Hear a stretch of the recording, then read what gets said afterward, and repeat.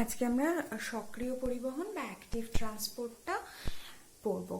তো সক্রিয় পরিবহন বা অ্যাক্টিভ ট্রান্সপোর্টে আমরা দুটো জিনিস মাথায় রেখেছিলাম।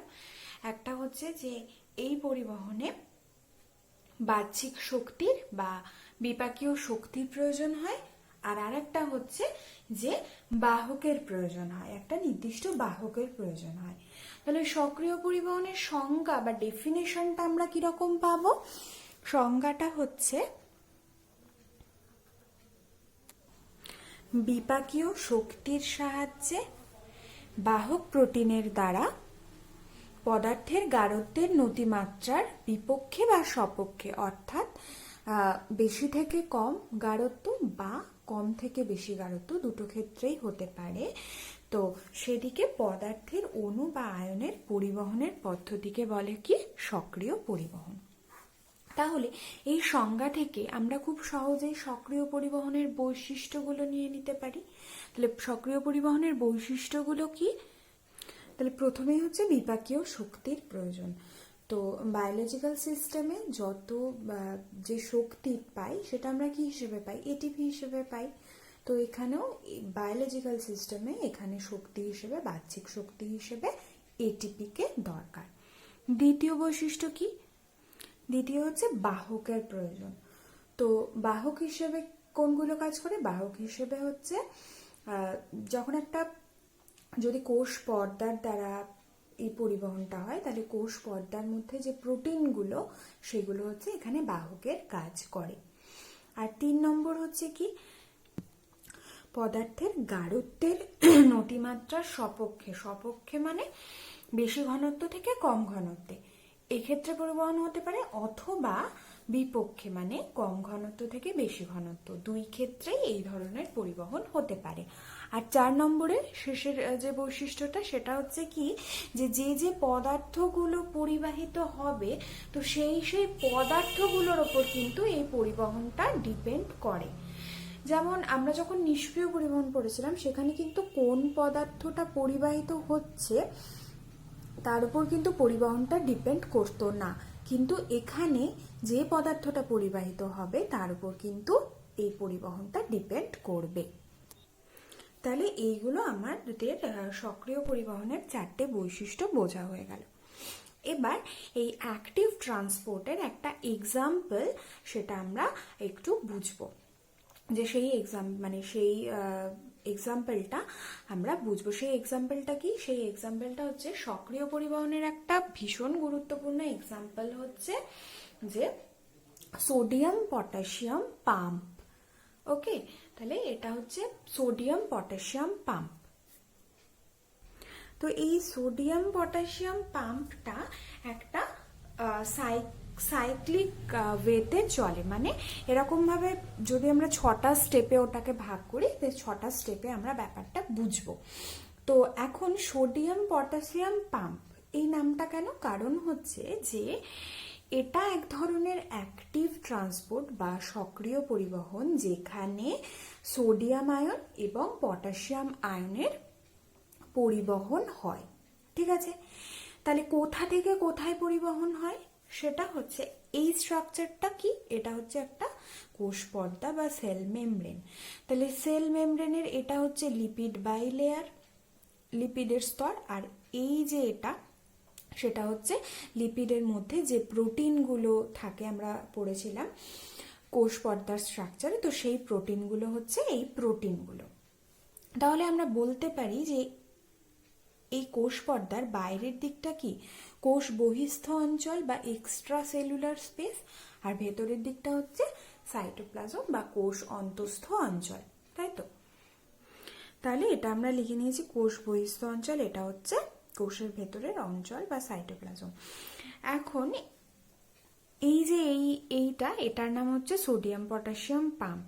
তাহলে পাম্প কাকে বলবো? যখন কোনো প্রোটিন, এটা একটা কোষ পর্দার মধ্যে যে প্রোটিন থাকে সেই প্রোটিন, তো সেই প্রোটিনটা কি করছে? বাহক হিসেবে কাজ করে সোডিয়াম পটাশিয়ামের সক্রিয় পরিবহনে সাহায্য করছে, তাই এর নাম আমরা দিয়েছি পাম্প। ঠিক আছে। তো সেটা যেহেতু সোডিয়াম এবং পটাশিয়াম আয়নকে পরিবহন করছে, তাই এটার নাম হয়ে গেছে সোডিয়াম পটাশিয়াম পাম্প। তাহলে এবার সোডিয়াম পটাশিয়াম পাম্পের স্ট্রাকচারটা যদি আমরা দেখি, তাহলে এখানটায় কি দেখতে পাচ্ছি যে এরকম একটা স্ট্রাকচারে এই যে একটা, দুটো, তিনটে, এই তিনটে কি আছে, এই তিনটেকে আমরা বলবো হচ্ছে সোডিয়াম বাইন্ডিং সাইট। সোডিয়াম এনে সোডিয়াম বাইন্ডিং সাইট মানে কি, এই স্পেসগুলোতে সোডিয়াম আয়ন বাইন্ড করবে, সোডিয়াম বাইন্ডিং সাইট। তাহলে একটা সোডিয়াম পটাশিয়াম পাম্পে কটা সোডিয়াম বাইন্ডিং সাইট আছে? তিনটে। আর এই যে এই স্ট্রাকচারটা, এটা হচ্ছে কি, এই দুটো স্ট্রাকচার হচ্ছে কে, মানে পটাশিয়াম বাইন্ডিং সাইট। এগুলো সব Na+K+ হিসেবে থাকে। তাহলে একটা পাম্পে তিনটে সোডিয়াম বাইন্ডিং সাইট থাকছে আর দুটো পটাশিয়াম বাইন্ডিং সাইট থাকছে। এবার সোডিয়াম পটাশিয়াম পাম্পের গল্পটা কি হয়? তো সেলের বাইরের অর্থাৎ কোষ বহিস্থ অঞ্চল আর কোষ অন্তঃস্থ অঞ্চল বা সাইটোপ্লাজমের মধ্যে এই সোডিয়াম আর পটাশিয়াম দুটো আয়নের মানে ঘনত্বের পার্থক্য থাকে। তাহলে যখন এই পাম্পটা চালু থাকে তখন কি হয়, এমনিতে কোষের বাইরে কি থাকে, কোষের বাইরে সোডিয়াম আয়নের ঘনত্ব বেশি থাকে, তাই জন্য আমরা আপওয়ার্ড দেখিয়েছি তীরটা। তাহলে লালগুলো হচ্ছে সব সোডিয়াম আয়ন, তাহলে কোষের বাইরের অঞ্চলে সোডিয়াম আয়নের ঘনত্ব বেশি থাকে। আর কি এই নীলগুলো, এগুলো হচ্ছে পটাশিয়াম আয়ন, তো এই পটাশিয়াম আয়নের ঘনত্ব কি কম থাকে। আর কোষের ভেতরে ঠিক উল্টো, মানে সোডিয়াম আয়নের ঘনত্ব খুব কম থাকে আর পটাশিয়াম আয়নের ঘনত্ব খুব বেশি থাকে। এরকমভাবে প্রত্যেকটা কেসেই থাকে। এখন এই যে এই ট্রান্সপোর্টটা কি হবে, নতিমাত্রার বিপক্ষে হবে। তার মানে কি, কম থেকে বেশিতে।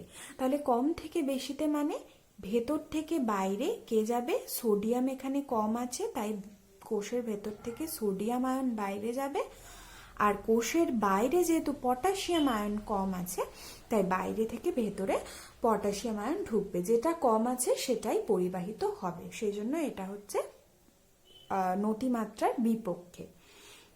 এখন তাহলে প্রথম স্টেপে কি হয়, প্রথম স্টেপে এই সোডিয়াম আয়নগুলো এই সোডিয়াম বাইন্ডিং সাইটে বাইন্ড করে, এরকম ভাবে বাইন্ড করলো। যেহেতু সোডিয়াম আয়ন কম আছে, সোডিয়াম আয়নটাকে কোষের বাইরের দিকে যেতে হবে, তো এরকম ভাবে সোডিয়াম আয়নগুলো এই সোডিয়াম আয়নটা এরকম ভাবে বাইন্ড করলো। তাহলে ফার্স্ট স্টেপে যখন বাইন্ডিংটা হলো, বাইন্ডিং হওয়ার সাথে সাথে এই বাইন্ডিংটা কি করলো, এখানে এই বাইন্ডিং হয়ে গেল। দ্বিতীয় স্টেপে আমার তিনটেই বাইন্ডিং হয়ে গেল। যেই তিনটে বাইন্ডিং হলো, এই বাইন্ডিংটা কি করলো, এখানে একটা এটিপি মলিকিউল, সেই এটিপি মলিকিউলটা ভেঙে গিয়ে এডিপি তৈরি করলো। আর এডিপি তৈরি করার ফলে যে একটা এক্সট্রা ফসফেট থাকলো, সেই ফসফেটটা এই পাম্পের সাথে জুড়ে দিল। ঠিক আছে, তাহলে এখানে কি রিয়াকশন হলো, ফসফোরাইলেশন রিয়াকশন হলো, কারণ ফসফেট গ্রুপ এই পাম্পটার সাথে যুক্ত হলো। তাহলে এটা হয়ে গেল। যেই ফসফোরাইলেশন রিয়াকশন হলো তখনই এই পাম্পটা কনফরমেশন চেঞ্জ করলো। কনফরমেশন চেঞ্জ মানে একরকম ছিল আর একরকম স্ট্রাকচার হয়ে গেল। যদি আমরা এটা ছবিটা ভালো করে দেখি, কনফরমেশন চেঞ্জ হয়ে এরকম হয়ে গেল, মানে কোনো একটা কিছু এই রকম ছিল সেটা এই হয়ে গেল, এরকম ছিল সেই জিনিসটা এরকম হয়ে গেল। তাহলে কি, কনফার্মেশন সাথে সাথে চেঞ্জ হয়ে গেল। তাহলে প্রথমে সোডিয়াম বাইন্ডিং এর জন্য নিচ দিকটা খোলা ছিল, সাইটোপ্লাজমের দিকটা খোলা ছিল। যেই ফসফোরাইলেশন হলো তখনই কি হয়ে গেল, ওপর দিকটা মানে কোষের বাইরের দিকটা ওপেন হয়ে গেল। যেই কোষের বাইরের দিকটা ওপেন হয়ে গেল তখন কি হলো, এই সোডিয়াম আয়নগুলো বাইরে বেরোতে শুরু করলো। তাহলে যখন বাইরে বেরোতে শুরু করলো তার মানে কি, ভেতরের সোডিয়াম আয়নগুলো বাইরে চলে গেল। আর কি, এখানে ফসফেটটা তো অ্যাড ছিলই, ফসফেট গ্রুপটা অ্যাড ছিলই, তাহলে এখানে সোডিয়ামগুলো বেরোতে লাগলো। তাহলে সোডিয়ামের পরিবহনটা আমরা বুঝে গেলাম যে কোষের ভেতর থেকে কোষের বাইরের দিকে পরিবহনটা হয়ে গেল।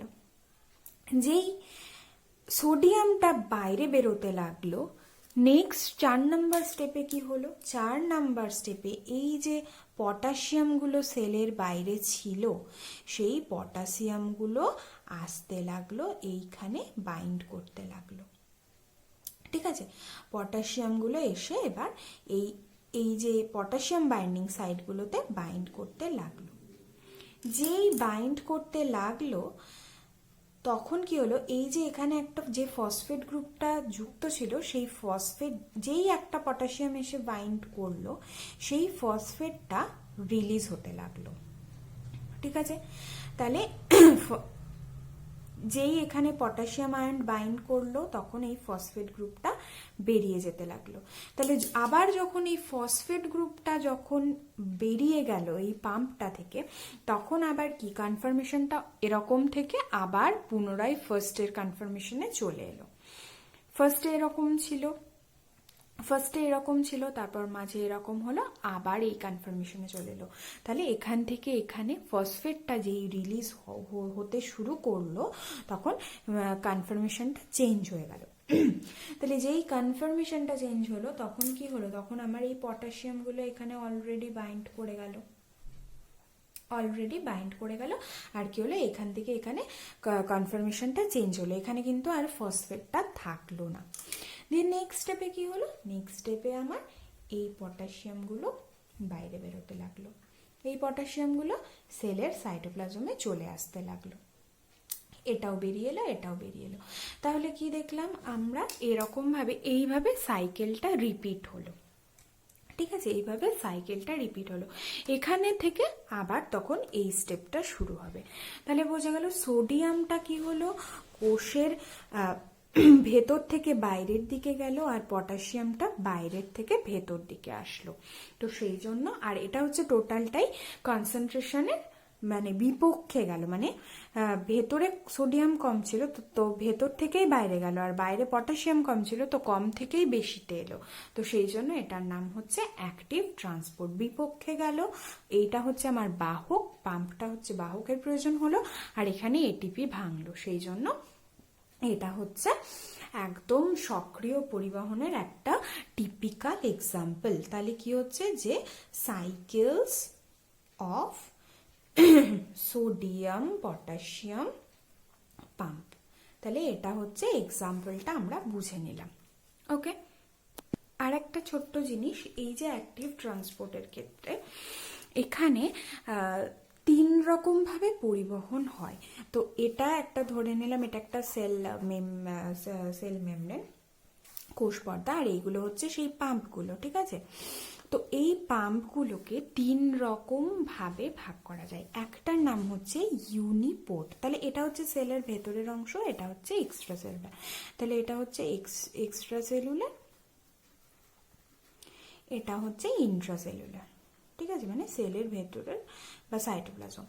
তো যে সমস্ত পাম্পগুলো শুধুমাত্র একটা ডিরেকশনে, একটা সিঙ্গেল মলিকিউলকে, একটা ডিরেকশন মানে হয় বাইরে থেকে ভেতরে বা ভেতর থেকে বাইরে, মানে বাইরে থেকে ভেতরেই ধরে নিলাম, তো একটা সিঙ্গেল মলিকিউলকে যদি একটা নির্দিষ্ট দিকে পরিবহন করে তাহলে সেই পাম্পটাকে বলে কি, ইউনিপোর্ট।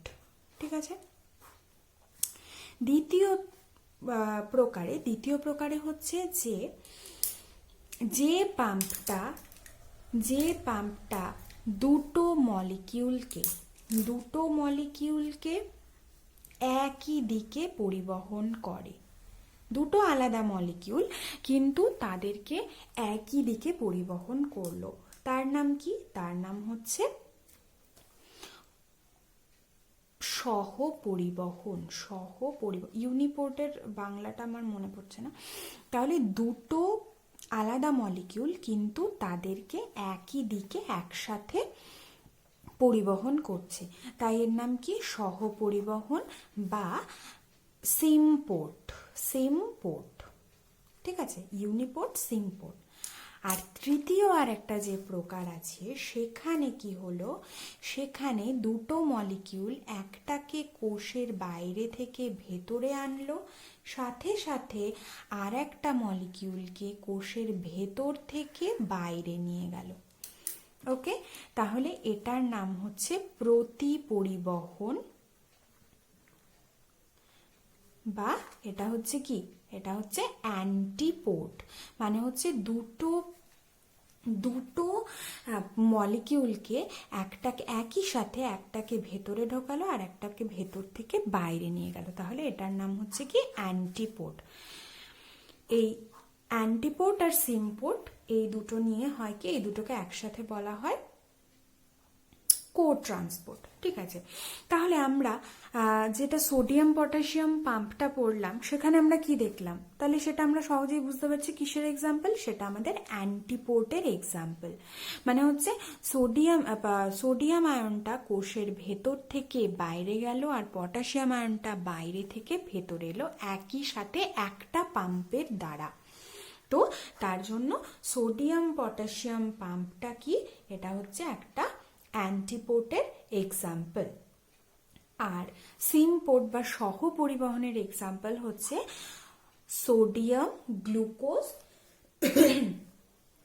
সোডিয়াম গ্লুকোজ পাম্প আছে, যেখানে কি হয় সোডিয়াম এবং গ্লুকোজ দুটোই একই দিকে একসাথে, দুটো আলাদা মলিকিউল সোডিয়াম এবং গ্লুকোজ কিন্তু তারা একসাথে একই দিকে পরিবাহিত হয়। তাহলে সিমপোর্টের এক্সাম্পল হচ্ছে সোডিয়াম গ্লুকোজ পাম্প। আর ইউনিপোর্টের এক্সাম্পল হচ্ছে গ্লুকোজ ট্রান্সপোর্টার, মানে সেটা দিয়ে শুধুমাত্র গ্লুকোজ পরিবাহিত হয় একটা নির্দিষ্ট দিকে। তাহলে এটা হয়ে গেল আমার পরিবহনের তিনটে টাইপ।